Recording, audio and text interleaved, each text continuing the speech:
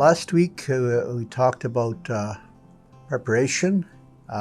You always taman. Today we'll talk about connections. In our language, we describe that as ITAHKOMITOWIN.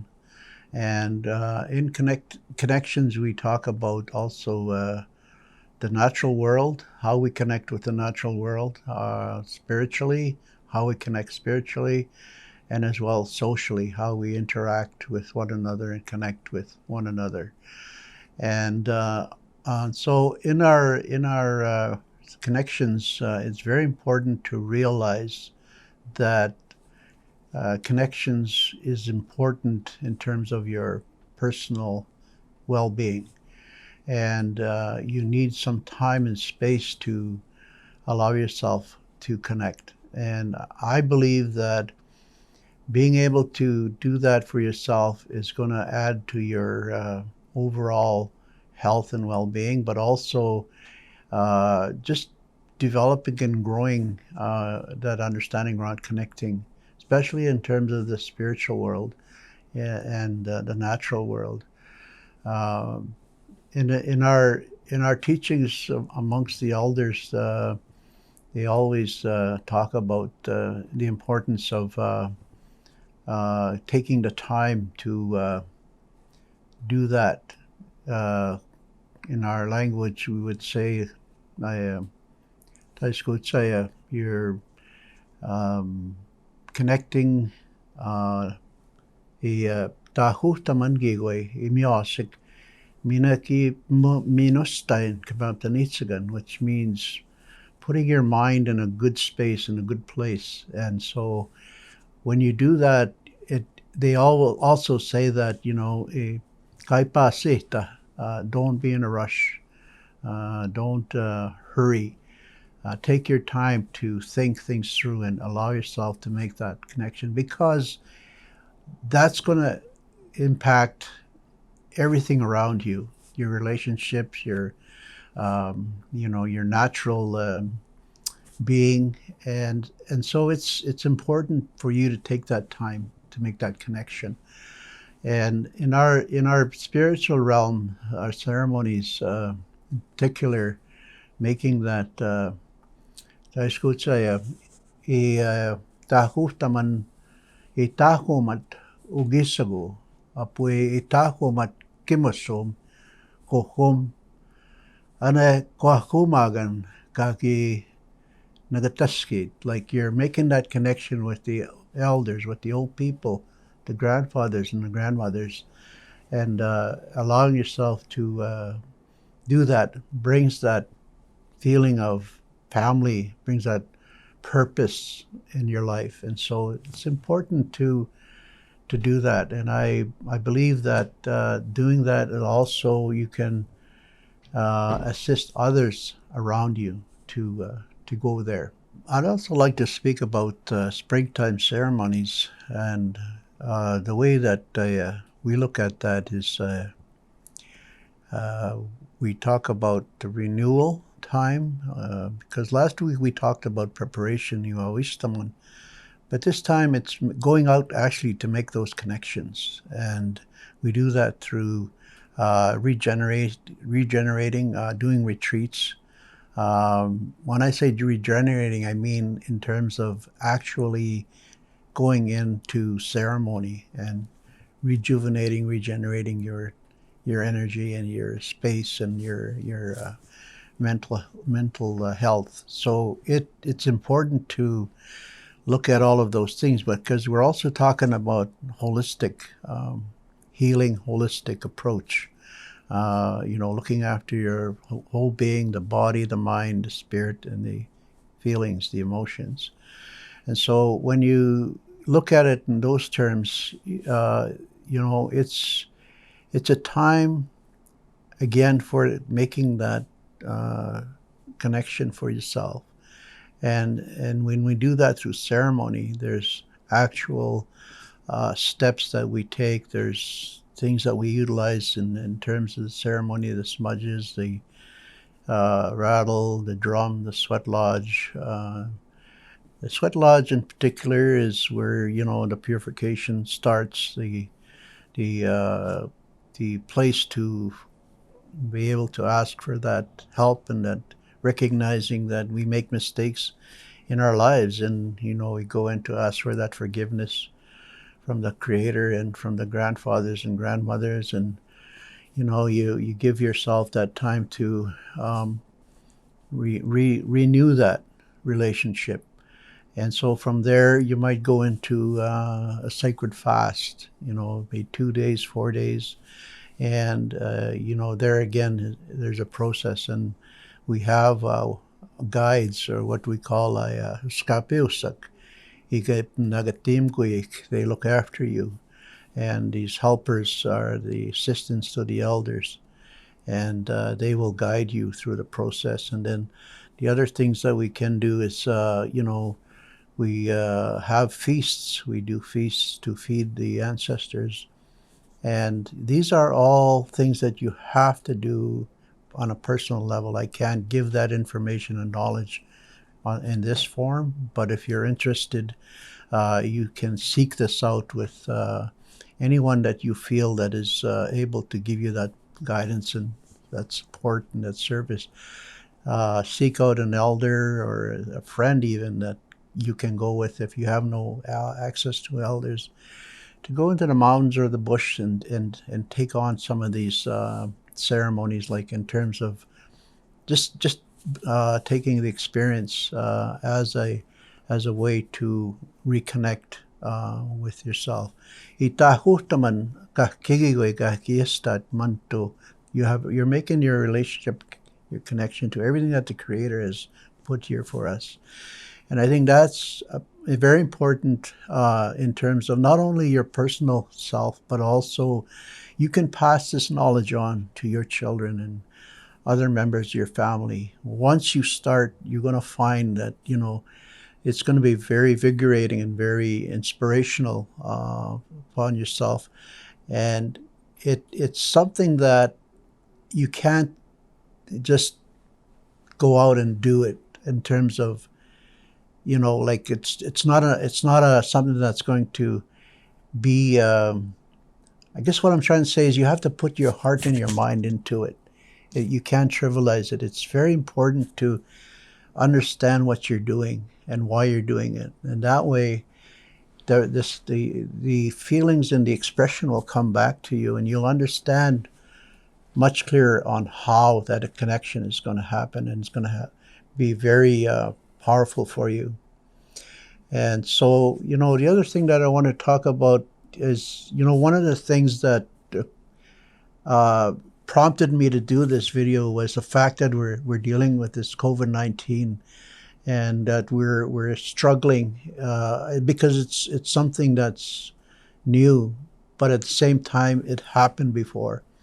And in our generation, we need to discover and rediscover what it is and how we can survive through this process that's going on. And so for me, you can do things like prayer. You can go and pray at your home, or any time during the day to make that connection. You can go outside and build a personal space, maybe set up a teepee or a tent, or go and set up a place in your backyard where you can go and spend some time by yourself or with a friend and just reconnect and allow yourself to come back into that space where you can be happy again, because this is a very stressful time on everyone. And I think individually we all need to do that at some point to regather our strength, to regather our meanings, and what is it that we're here, what we're going through, and how can we help one another and help ourselves to keep that connection strong and keep ourselves strong. I want to talk a little bit about how you can reconnect as well. What I call is a check-in. And I think on an individual basis, you can do your own check-in. So which to me means that, say every morning when you get up, you used to do your regular thing and, shower up and get ready to go to work and so on and so forth. Only this time there's no work. So you're at home pretty much all day. But if you do a check-in and ask yourself in the morning, well, how do I feel? Do a personal check-in. And then that's going to set up the next phase, which is, okay, now I want to be able to do this today. Or is there a checklist I got to do today? My chores, who am I going to meet? Is anybody coming around? How can I adjust to this new way because of COVID? But also, more importantly, you can carry this kind of new way of doing things beyond this experience. When the COVID's done, you can continue to practice this way of, being. And the reason why we do check-ins is primarily because we're looking for a safe place, safety. We're looking for a place where we want to make sure that if I'm stressed today, if I'm feeling off for some reason, I'm upset and I'm just bearing it, I'm holding it in. It might have come out the wrong time in a wrong way, and I'll hurt somebody or offend somebody, or something could happen. So, you're managing your stress differently by doing this check-in, and and you could do that anytime during the day. It doesn't have to be one time. It could be more than that. You say, come across a situation where somebody might trigger something in you. And so you have to take a step back and check in with yourself and manage it, because we are capable of doing that. As human beings, we are very resilient. We're capable of making sure that, number one, you're going to be safe. Those around you are going to be safe. And it's important to, especially the younger ones who are observing this and looking for leadership, looking for a way to deal with their own stresses. You can take the time to show them the way. And so, by managing this yourself on an individual basis, you're going to be able to help others. And so I think it's very important that this practice is vital to our health.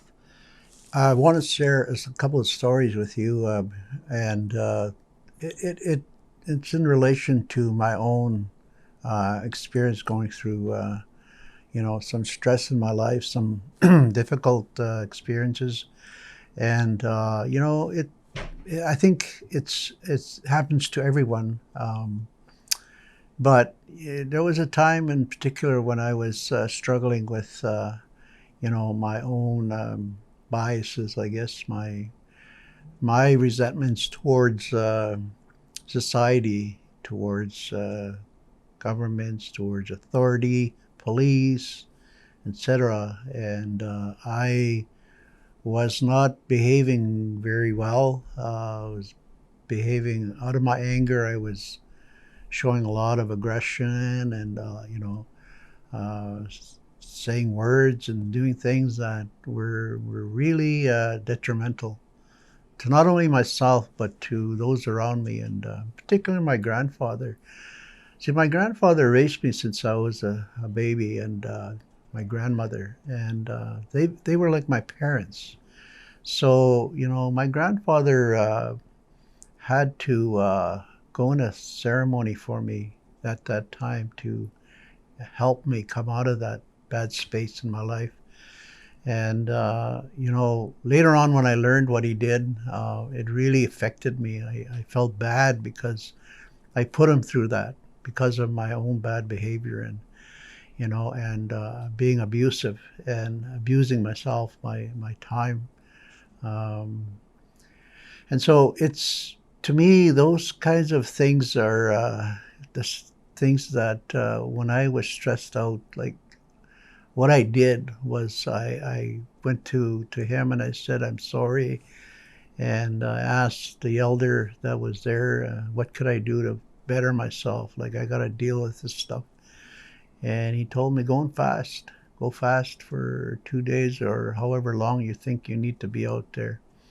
And so I went out on my own. I just took my blankets and a few things, and I went out into the bush and sat under a big spruce tree and made my camp, and stayed out there.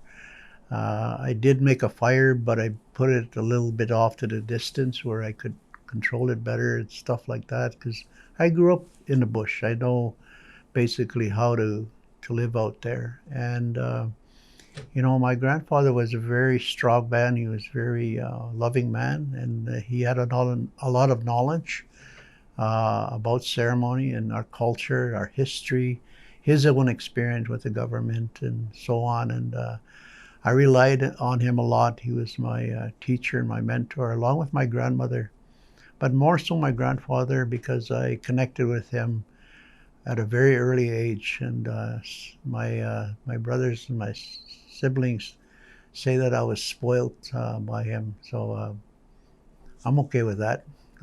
But it really was a time for me to be able to find a way to deal with that stress. And I remember another time when I was, going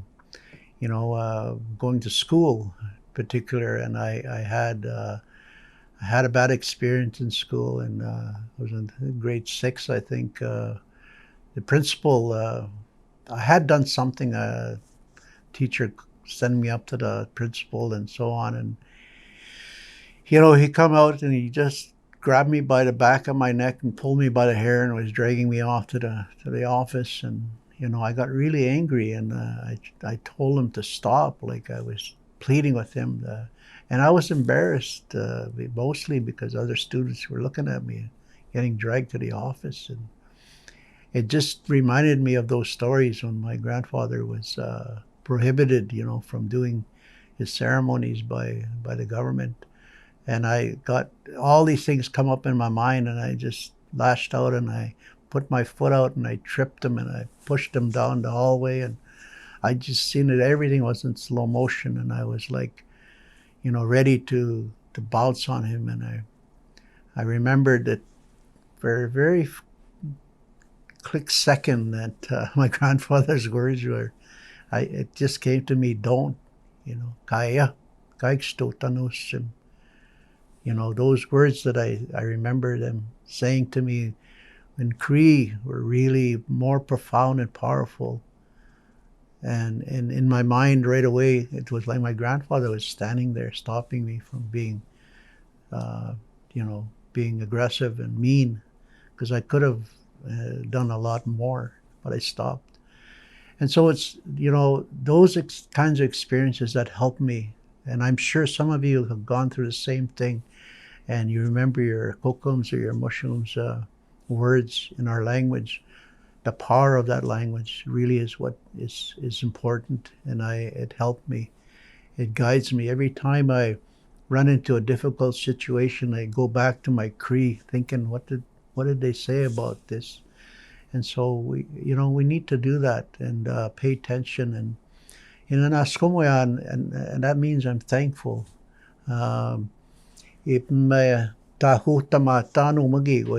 relating things to you through this video, and making that connection with you. So I hope it really helps you in some way. And I want everybody to stay safe in this time, and stay close to your family. Take the time out for yourself and connect. So next week we're going to be talking about nurturing, the next step for this video, and being able to do that. I would like to ask you and welcome you back to the next video. So thank you for listening and watching at this time. Ai kinanaskum na kakyo.